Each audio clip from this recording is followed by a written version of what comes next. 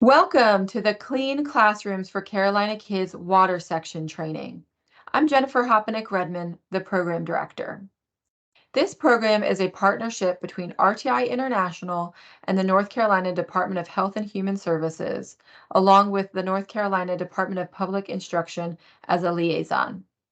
Together with my colleagues, including AJ Kondash, this training will overview how to participate in the water section of the program.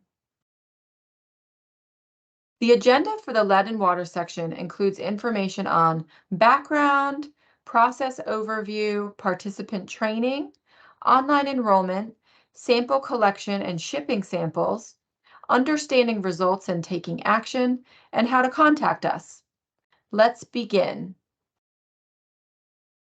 First, we'll provide some background on lead in water. Lead is a metal that has been used in a variety of products, including paint, gasoline, and water piping, plumbing, and solder. Beginning in the 1970s, lead concentrations in air, dust, and soil began to decline in the United States, largely from phasing out lead as a gasoline additive and restricting the lead content in paint. However, lead hazards in water and in the paint of older buildings remain today. Lead is used in water infrastructure, including piping, plumbing, fixtures, and solder, with increasing restrictions over time. As lead has been used in water infrastructure, it's possible to be exposed to it at the tap. Exposure to lead is a public health concern, especially for children, because there's no safe level of lead exposure. Health effects are irreversible, lifelong, and cumulative as exposure continues. These may include issues with hearing, speech, the brain and central nervous system, growth, and development.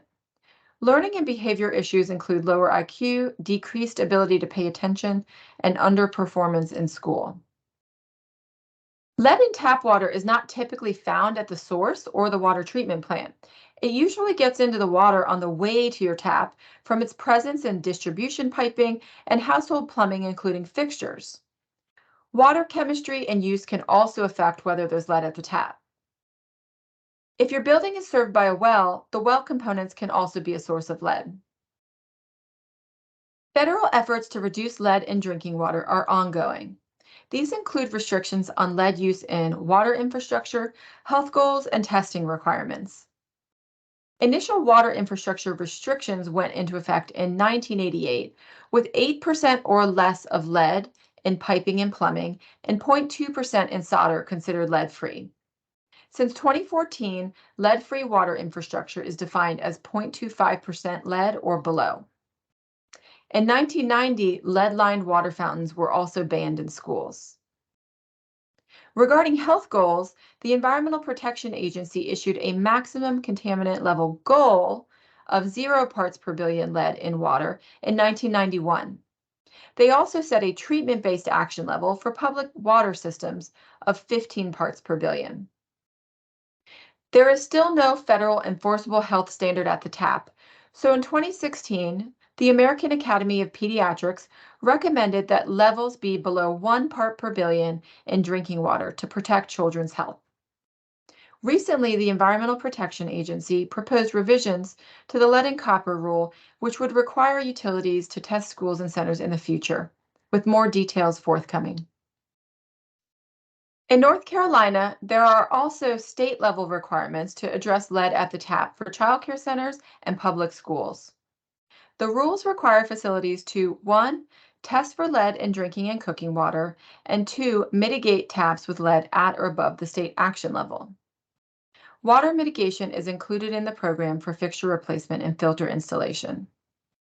As this is a legislatively mandated effort to address lead hazards in drinking and cooking water at public schools and child care centers, North Carolina facilities are required by law to make sure all requirements are met. The Clean Classrooms for Carolina Kids program is an expansion of the Clean Water for Carolina Kids program.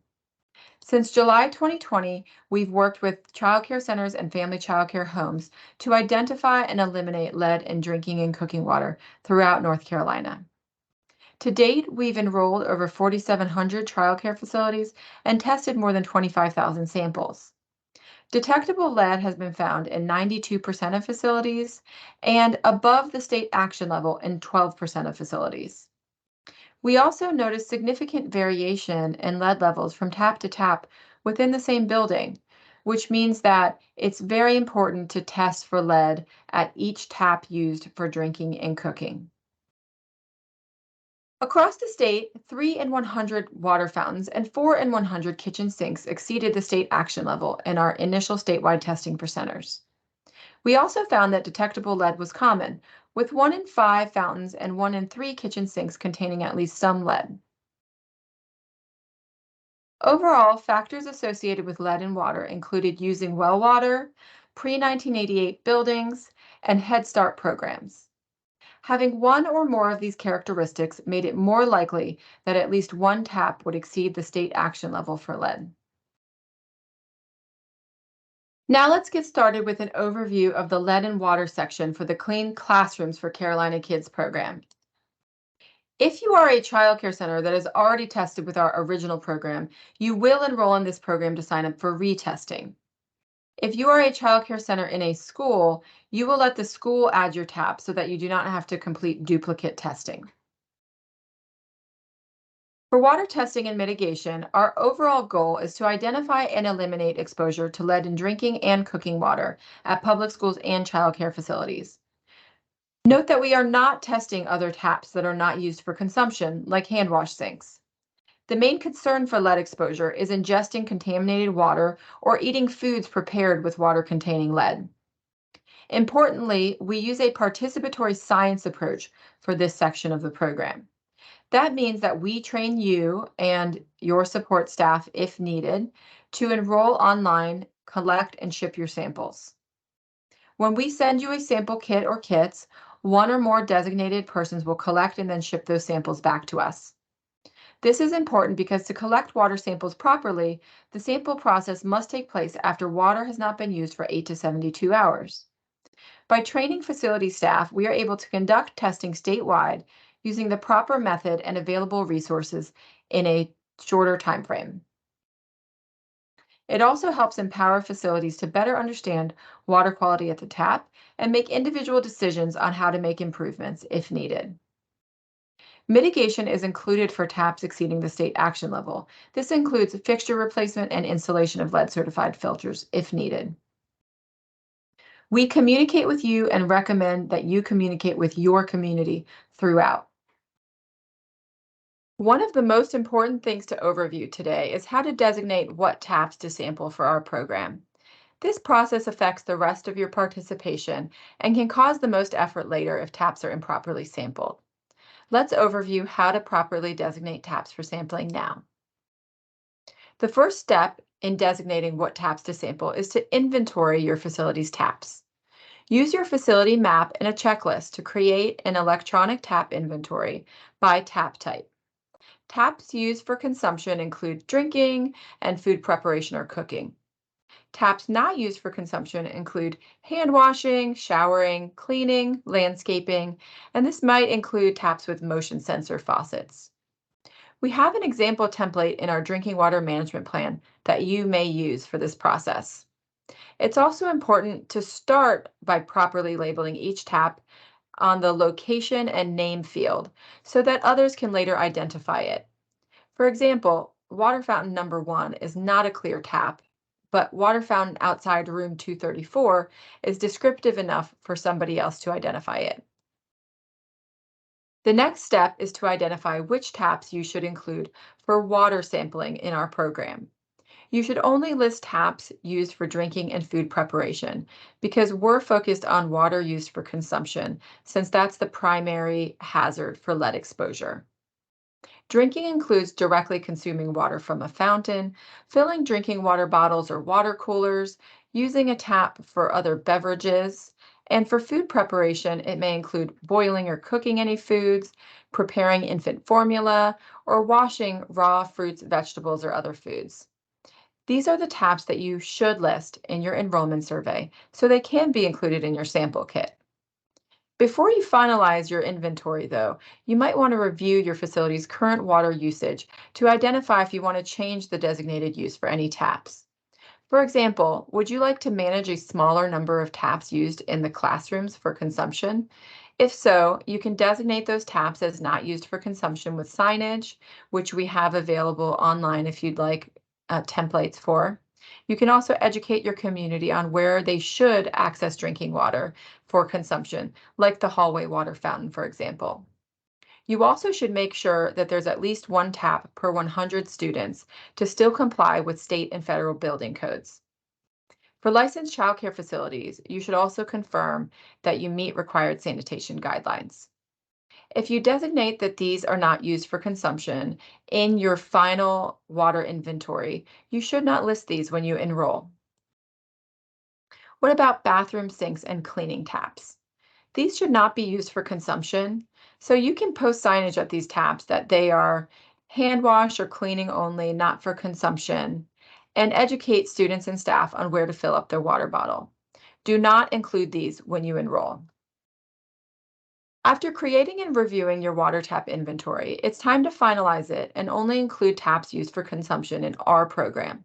Finalizing your inventory will save you time and resources long term and allow you to enroll and sample the taps that you really only need because you're using these for drinking and food preparation, and limit the number of taps that might require mitigation and maintenance long term. Note that taps should not be listed and will not be mitigated by RTI if they fall into the non-consumptive use category. These are the taps that are not used for drinking or cooking. This is especially important in large facility where there's many taps.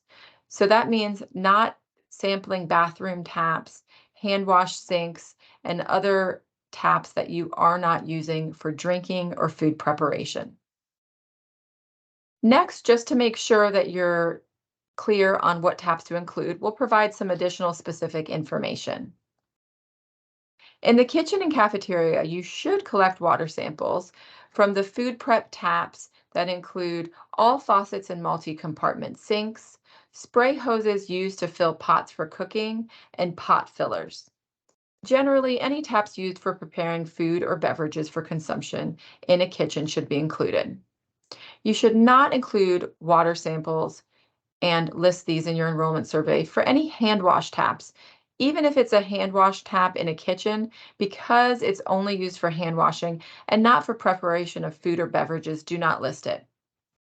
You might also have mop, janitorial, or cleaning taps in a kitchen. Again, since they're not used for cooking or drinking and they're instead used for cleaning and janitorial purposes, do not list these.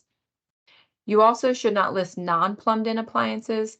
These are any peripheral appliances that might use tap water at the facility, but you might actually collect it in a pitcher and then pour it into a coffee maker or some kettles, for example. Additional dishwashing taps that are only used for washing dishes and cooking utensils, but not used for food preparation, also can be excluded. Note that childcare centers that only have a multi-compartment sink that would also include using it for dishwashing, they should still test all faucets from multi-compartment sinks. This is for an additional dishwashing tap only. In the kitchen and cafeteria, you also have the option to collect water samples from plumbed-in appliances if you choose.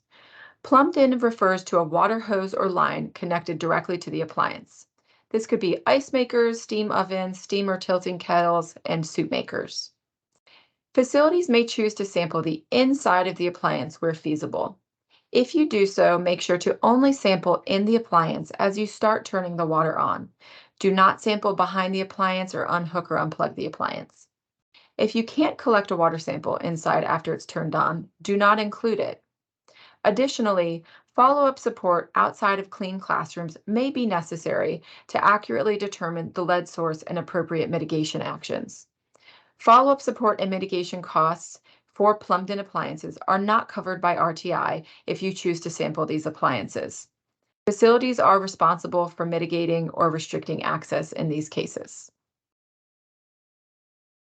In the classroom, you should collect water samples from food prep or drinking taps. This includes any tap used for preparing food or beverages for consumption. You should not collect water samples from hand washing taps. And in licensed childcare facilities, you should not include water samples from food prep hand wash sinks. This name makes it confusing, but in fact, this is a hand wash sink. So do not list these when you enroll. Centers should not list food prep hand wash sinks. Throughout your facility, you should collect water samples from bottle fillers and water fountains. And if you have a specific tap in the locker room that's used for water bottle or water cooler fill up for sports, list that as well.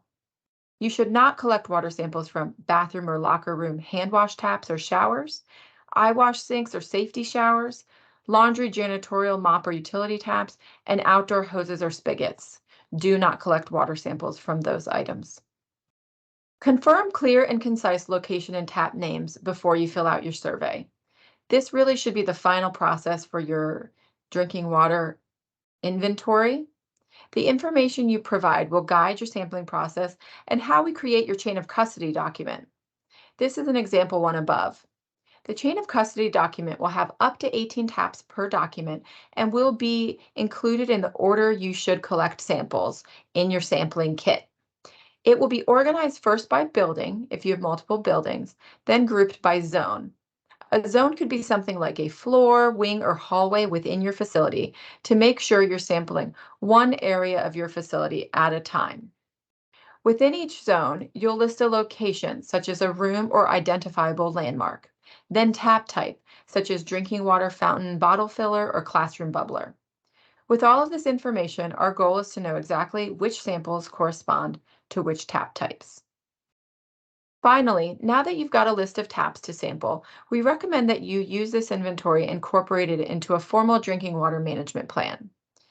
A drinking water management plan will help your facility, one, understand and follow designated tap uses now and in the future, two, ensure water management practices like flushing occurs, three, maintain any installed filter replacements as needed, four, conduct routine maintenance and perform periodic retesting as needed. In turn, you can also communicate that your facility strives to provide all staff and students with lead-free tap water. As part of a drinking water management plan for your facility, we also ask to check if your facility has a lead service line in your enrollment survey, as these were historically used in some facilities to connect water mains into the building.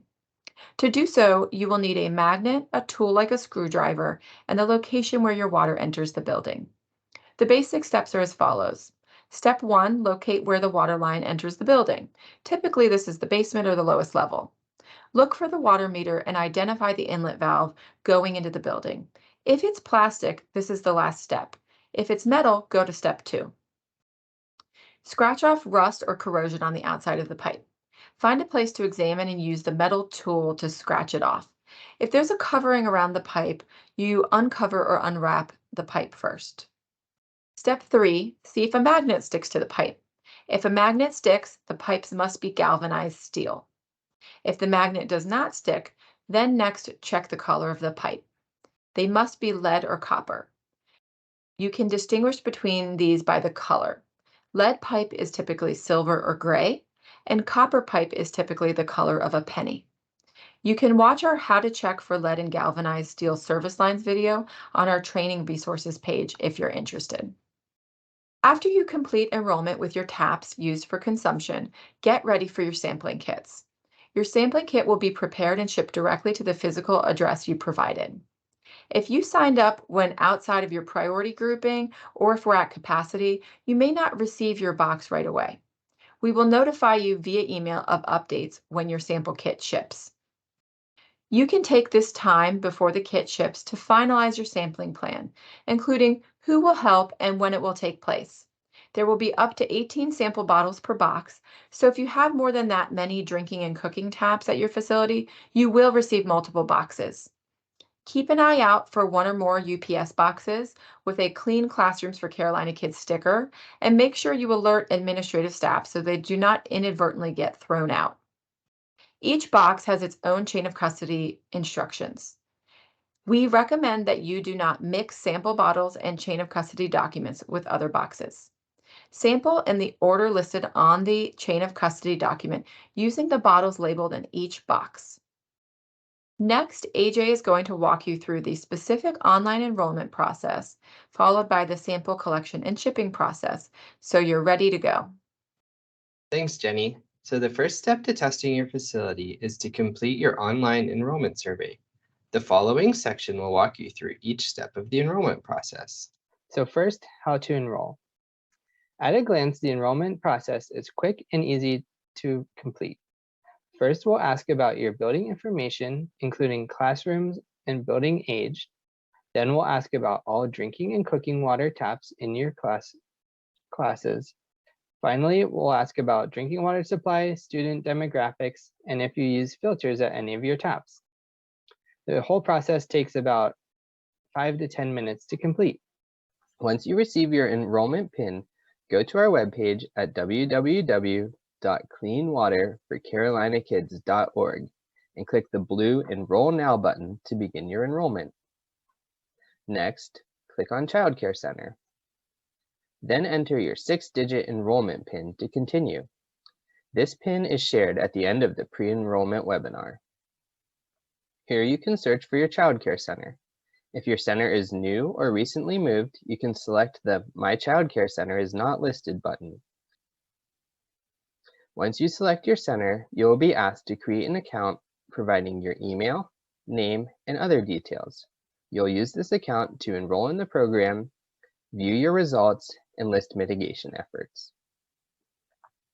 Once logged into the site, we'll ask you to fill out a brief enrollment survey. This will help us create your mail-out test kit. We will start with some basic building information. Your answers to these questions can help us identify sources of lead in your water if we find any. First, we ask what type of childcare center is this? Choose the option that best describes your center. Next, we ask for the year your center moved into the building and when the building was built. If you are unsure, give us your best estimate. If any renovations were made to the building, information about the wastewater or sewage system in your building, who owns your building, and finally, we ask you to list all classrooms in your building. This only covers classrooms that are occupied by your center and covered under your license. If you're a school, you don't need to list all classrooms in the school, just the ones under your license. Next, the sample collection survey will ask you to list all taps and sinks in your center that are used for cooking or drinking. We will use this information to determine how many sample bottles to send you. You should list all taps in your kitchen or cafeteria used for drinking or cooking. To add a tap or sink, click the Add Tap button on the left. If you have added too many taps, you can click the Remove button on the right. When you are satisfied with your answers, click Next.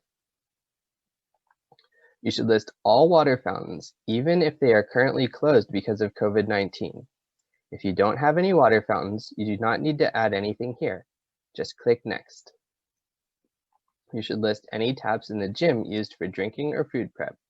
If you listed a fountain in the gym from the previous step, you do not need to list it here as well. You should list any taps that are used for drinking or food prep that are outside. Then we ask about each of the classrooms you told us about in the building information section.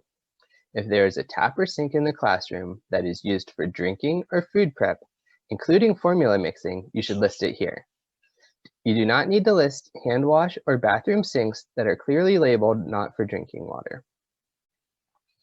Finally, we ask you to identify any additional taps that may not have been covered in the previous section, including bottled water, 5-gallon jugs, including Culligan water, and any other water that is used for drinking or food prep. Carefully review your list of samples here. We will send you one bottle for each tap in this list. If you need to add or remove a tap, click Previous to navigate back. You will not be able to move to the next section if you did not list any taps. If everything looks good, click Continue to move on to the next section. The drinking water supply section will collect information about where your child care center gets its water. First, we'll ask if you are in public water supply. If so, we ask for the name of your water system. You can find this information on your most recent utility bill. Additionally, we ask if you use well water, and if so, if it is used for drinking or cooking. The student demographics section will review some of the basic demographic information for your center.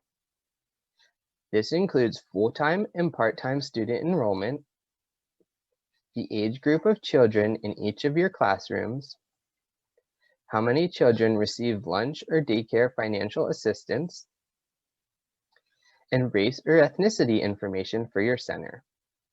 In the final survey, we will ask you about the water filters on your taps.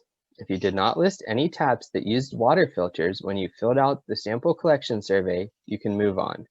If you did list filters, we'll ask for the brand if you know it and how often they've been replaced.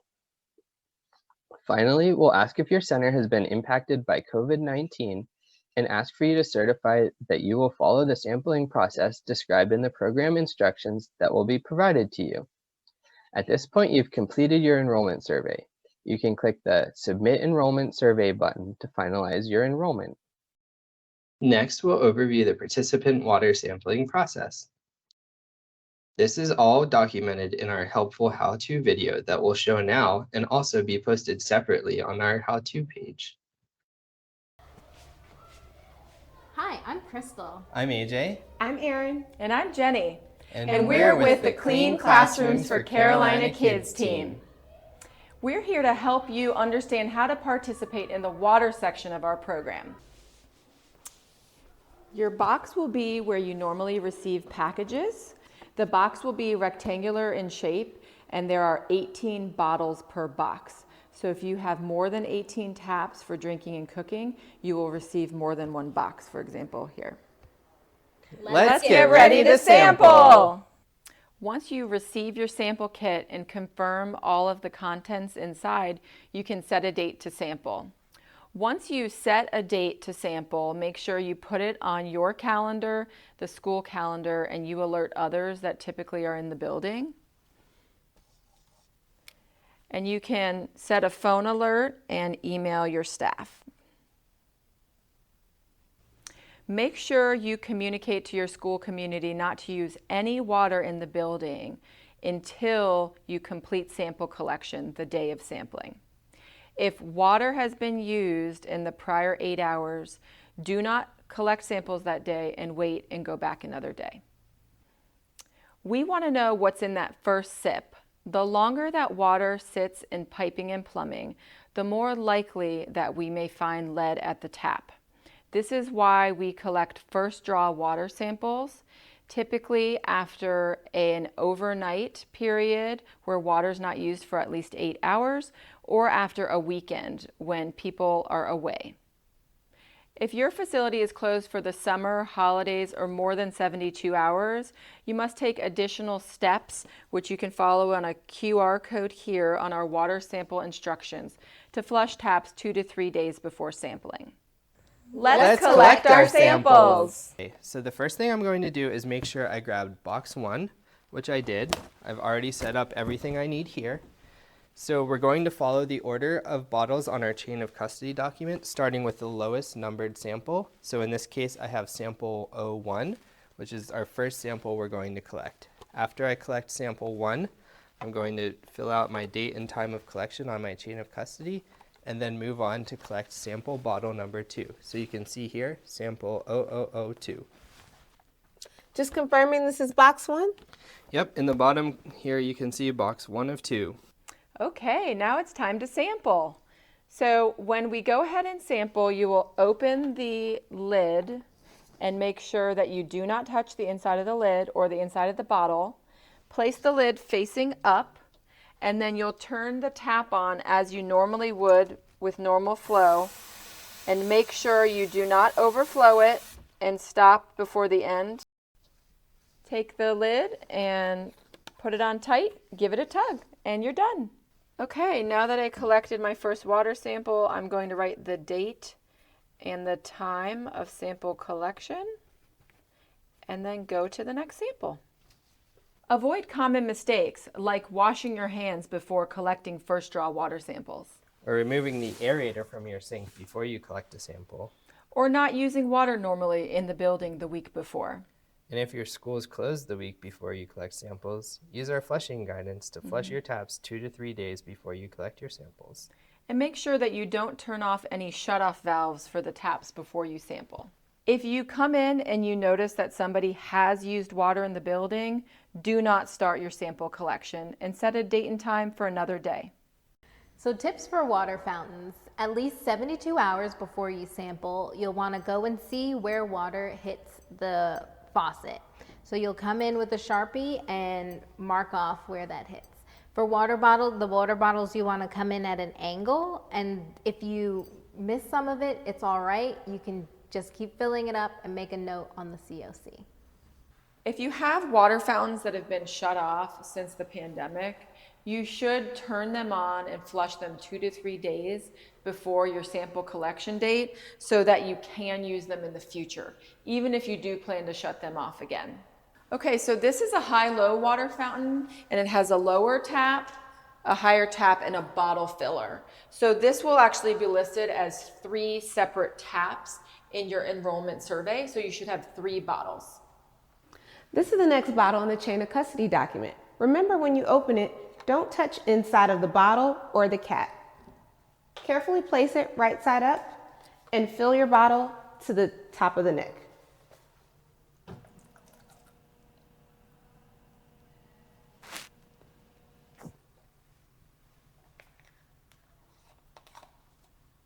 Give it a tug and you're all set. Let's ship our samples. So as I collected samples with my team, we filled in the date of collection and time of collection for each tap. Now that we've sampled everything in our facility that we use for drinking and cooking, we're ready to ship our samples back to RTI. So the first thing that I'm going to do is fill out the chain of custody document, noting who led the sample collection and the date and time. And if you had any other issues that you want to note in the comments section here. You can also check all that apply at the top, including if you sampled when the facility was operating normally, if you sampled when the facility was closed for more than 3 days, and showing that you performed the recommended flushing guidance if you did sample when you were closed.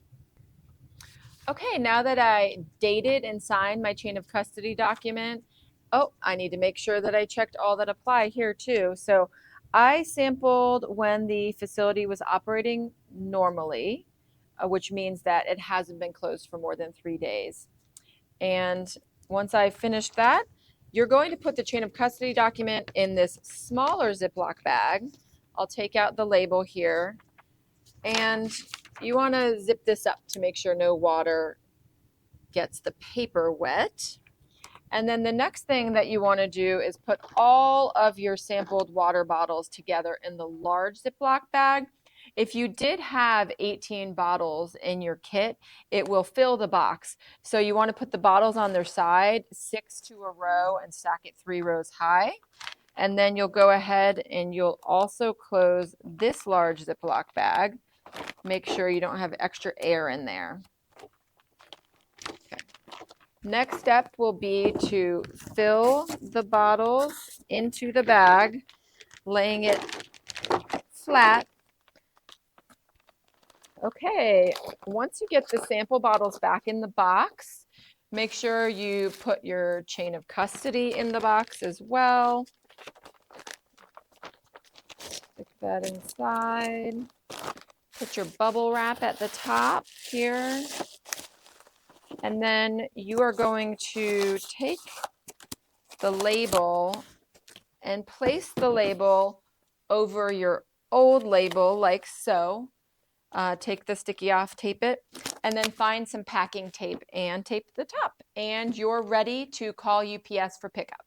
Okay, I think we're all done with sampling and ready to schedule the UPS pickup now. Okay, there's a website or a number. I'll give them a call and have them come pick up. Sounds great. Yeah, it says it's 1-800-742-5877. If you call after 7 a.m. and before 10 a.m., they'll come the same day. Hi, I'd like to schedule a UPS pickup. You need your phone number and tracking number. Oh, the tracking number is 1Z2. What's the confirmation number? Okay, thank you. Okay, great. We can go ahead and put the box outside where we normally do our pickups. And it says here that samples must be shipped back within 10 days. So let's just make sure they do actually come and pick them up. Great. Now we've collected all of our samples. We've got them packed up and ready to ship. We've called UPS and scheduled pickup. So I'm going to put them outside in our classic pickup location, and we're going to wait for UPS to pick them up. If I notice that the box is still there tomorrow after UPS was supposed to pick them up, I'll call again. Let's view our results. Okay, now that you've gotten your results back, and you may have some taps that have levels at or above the state action level. And so what we're gonna do is tape those off. So we're gonna put this sign up, and it lets folks know that they should not use the tap for drinking or cooking until mitigation has occurred. And because this has two parts, we're gonna put the sign up on both. Okay, so this tap came back with lead at or above the state action level. So we received a sign that notes to not use it for drinking or cooking while repairs are in process. So we're going to go ahead and place the sign here. We're also going to make sure that staff and students know to only use this for hand washing until repairs confirm that we mitigated the lead. Okay, so we successfully mitigated this tap. The fixture was replaced with a new fixture, and a filter was also installed because this tap is used for drinking and cooking in this classroom. So we're going to take this sign down now that we confirmed with our post-mitigation sampling that mitigation was effective. And we have a new sign that says this tap can be used for drinking and cooking. And we're going to place this so we formally designate this tap for drinking and cooking and share this with staff and students. All right, so here we are in the bathroom, and these sinks were not sampled as part of the program because we designated them as hand wash only. So I printed out some signs that were provided, and I'm going to post them to let people know that these sinks should only be used for washing hands. Thanks for participating in our program. All taps that are or will be used for cooking and drinking should be tested, even if they're currently turned off. If your facility is closed for more than 72 hours, like over holiday breaks, or you have a tap or fountain that has not been used for more than 3 days, we do recommend that you run the water at those taps for several minutes the Friday before you sample. This will flush out any water that's been sitting in the tap since it has been turned off for a while. It is important that you do not flush on the Monday before you sample, though. If you would rather test your fountain later, we suggest you place "Do not use" signs on it, a bag, or tape so that children and staff can't use the fountain. The new sanitation guidelines that are part of this rule require that you get it tested before you begin using it. Since our grant funding only covers one round of testing and mitigation per site, you may have to pay additionally to get those samples tested. A few helpful sampling tips before we conclude. First, save the box. You'll need it to ship the samples back to RTI. Second, sample before anyone has used water in your building for at least 8 hours or up to 72 hours, ideally, on a Monday morning or over the weekend. Sample taps in the order provided on the chain of custody form. Match the number on the sample bottle to the number on your chain of custody form to make sure you're sampling the right bottle at the right time. Fill each sample bottle to the neck or the top without overflowing it for sufficient amount for water analysis. Make sure you sign and date your chain of custody form and include it in the shipped box. And finally, call UPS right after sampling for same-day pickup. We've already paid for the return mailing label and pickup, so all you have to do is call and they'll come pick it up for you. Next, we'll show you how to ship your samples back to RTI. You will ship your samples back to RTI in the same box they came in. After checking that each bottle is closed tightly, place them into the large bag and seal it. Each box fits 18 bottles. Make sure to complete your chain of custody document as you sample and include it in the box. Put the chain of custody document back in its own plastic bag to ensure it stays dry. Place the new shipping label over the previous one and close and reseal the box using the shipping tape provided or the resealable box. Finally, schedule a pickup at ups.com, or you can call UPS at 1-800-742-5877 anytime after 7 a.m. If you call before 10 a.m., UPS will come the same day. You can then place your box outside for UPS to pick up. Next, we'll review what happens with samples when they come to our lab. Once RTI receives your sampling kit, they'll be logged in and checked for pH and turbidity. Then they'll be analyzed via EPA method 200.8 for lead in drinking water. We are credited within the state of North Carolina to analyze these samples and perform QA and QC for scientifically rigorous results. Now we'll overview what the results mean. Once your results are ready, you will receive an email notification that they are available to view in your portal. They will also post online on your facility data mapper after 5 business days for the public to see. This will help meet communication requirements for your facility's community, while also giving you a chance to turn off any taps and list temporary mitigation actions for any taps at or above the state action level. You will receive sampling results for each tap, along with customized recommendations that can be taken based on the concentration of lead in each tap. Because there's no safe level of lead exposure for children, we do recommend that you take protective, no-cost measures at all drinking and cooking water taps, and we call this practicing clean water habits. For taps with lead concentrations above 1 part per billion, we recommend low-cost risk mitigation measures. For taps with lead concentrations greater than 5 parts per billion, we strongly recommend you taking these low-cost risk mitigation measures. And finally, for taps at or above the state action level of 10 parts per billion, you should stop water use immediately, post a do not use sign at that tap, and our program will reach out to you to provide mitigation support. Once you receive your results, there are several ways you can take action. This section overviews voluntary risk mitigation measures that facilities can take on their own for taps with lead below the state action level, along with required risk mitigation for taps exceeding the state action level. No-cost clean water habits are helpful regardless of your facility results. These include habits such as only using cold water for drinking or cooking, even when you're going to boil water. Hot water can pull more lead into the water from your pipes. Another recommendation is to designate lead-free taps for drinking and cooking, post proper signage, and communicate why it is important to use only those taps for drinking and cooking with your community. Another clean water habit is to flush water regularly, especially after weekends, holidays, or extended closures, to make sure lead's not accumulating in your pipes.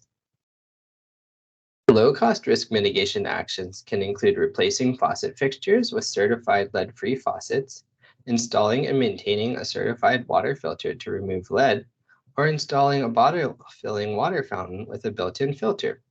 These steps can be taken for any taps that contain lead below 10 parts per billion voluntarily by the facility, but our program will pay for mitigation of taps with lead at or above the state action level of 10 parts per billion. We have information on lead-free fixtures, lead-certified filters, and more on our website that you can use if you'd like to voluntarily mitigate any taps below the state action level. Note that these same low-cost solutions will be employed for taps exceeding the state action level of 10 parts per billion, with the cost covered by our program until resources are expended. If we find that a tap is at or above the state action level of 10 parts per billion, water mitigation is required, and the program will contact you to coordinate mitigation. In the interim, you should restrict use at each tap by posting signs notifying staff and students not to use it for drinking or cooking. You can also tape over it or turn it off. You may need to provide alternative drinking and cooking water, which can be another tap in the building that tested below the state action level. If a tap is found to have lead levels at or above 150 parts per billion, we will ship another sampling kit with 2 bottles per tap to further investigate the source of lead. This is because filters and tap replacement may not be effective at reducing lead levels this high. Make sure to also communicate findings to your community. You can use our communication toolkit to do this, and our facility data mapper to share results with the online link. These results, again, will be posted 5 business days after you first receive them. Required water mitigation will occur for taps exceeding the state action level of 10 parts per billion. This may include replacing faucet fixtures, water fountains, or installing lead-certified water filters. You can choose whether to receive those materials and whether you'd like our program team to complete on-site mitigation. If your facility has a tap that requires risk mitigation, we will send a pre-mitigation survey to collect information needed to coordinate your facility's mitigation. In this survey, our program will ask you to collect photos of the taps with lead at or above the state action level. We will also send temporary signs that you can print and hang up with identifying information so that it's clear which taps need to be mitigated when we send our mitigation team. During the pre-mitigation survey, you have the option to choose from 3 categories of support for our program. A, we will provide you with mitigation materials and personnel to conduct mitigation. B, will provide you with mitigation materials and let your own facility staff or handy person handle installation. Or C, you can choose to mitigate taps with your own materials and personnel. If you choose B or C, we may not be able to reimburse you for the full amount or cost of those changes. Follow-up sampling is required for taps with lead at or above 150 parts per billion because filters are not certified to remove lead above this level, and we want to better understand the source of lead in this tap. The follow-up sampling kits will contain 2 sample bottles for each tap, along with sampling instructions and a chain of custody document. The 2 bottles will be used to collect a first draw sample and a 30-second flush sample, which helps identify if the source of lead is close to the tap, like the faucet or nearby plumbing components, or far away in other parts of your building's plumbing or the distribution system. After mitigation is complete, a local or regional environmental health specialist will contact you to schedule a visit. They will collect samples at your mitigated tap to make sure the mitigation is effective.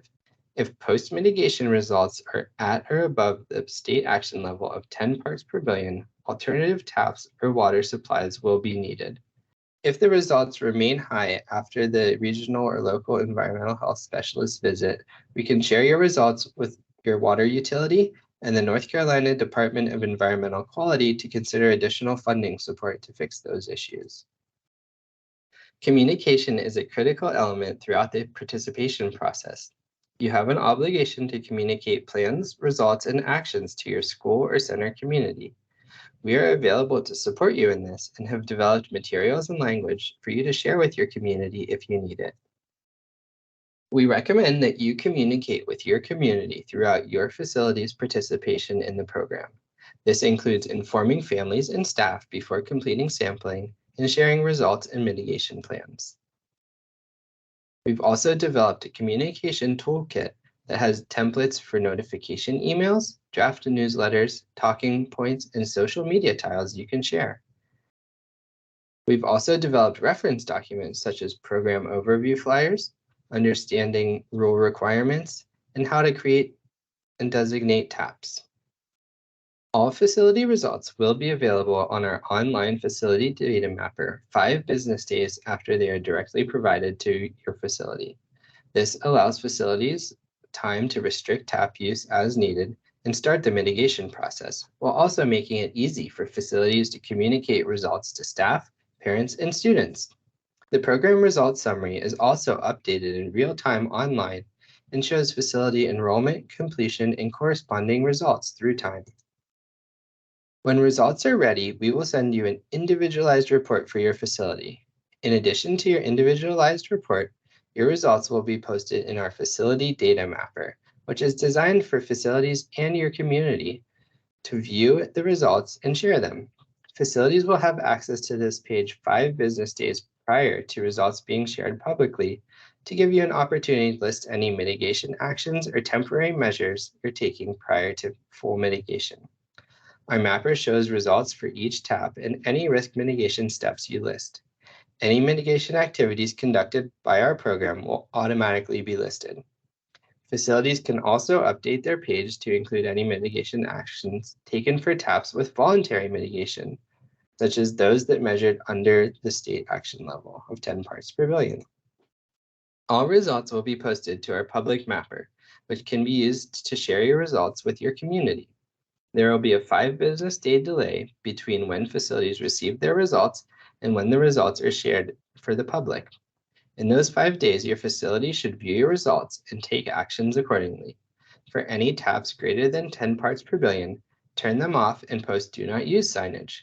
Develop a management plan and create communication materials to share with your community. You should also fill out the mitigation survey.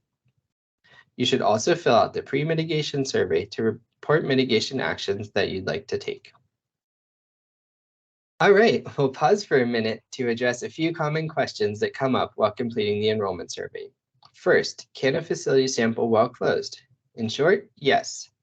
If you use our sample when closed guidance, you'll flush water through your taps to simulate regular use and then wait a few days and collect your samples. You'll find a link on our website and in your sampling kit instructions with guidance for flushing. Next, if you are in city water, do you still need to sample? Yes, so lead is a contaminant that enters drinking water from the distribution piping, in-building plumbing, and indoor fixtures. While cities and water utilities do test their water regularly, especially at schools, this testing is designed to identify issues with the public water supply's distribution system, not at specific taps or plumbing within your school. This program's testing will ensure each of the taps you use for drinking or cooking water are tested and mitigated if needed. Third, does this program cost anything? No, this program's free for all schools and child care facilities to test drinking and cooking water. Mitigation is also covered for fixture replacement and filter installation at all taps exceeding or meeting the state action level of 10 parts per billion. Finally, does the program include private schools? The state rule only applies to public schools and charter schools. So thank you so much for joining and taking steps to reduce childhood lead and asbestos exposure. If you have any questions, please feel free to contact our team at www.cleanwaterforuskids.org/Carolina/contact, or you can follow this shorter link here. The Clean Classrooms for Carolina Kids team is here to help you throughout our entire program. Now we'll take some time to answer any questions you do have, so feel free to raise your hand using the Zoom feature, or we will unmute you and read any questions posted in the chat or Q&A box as well.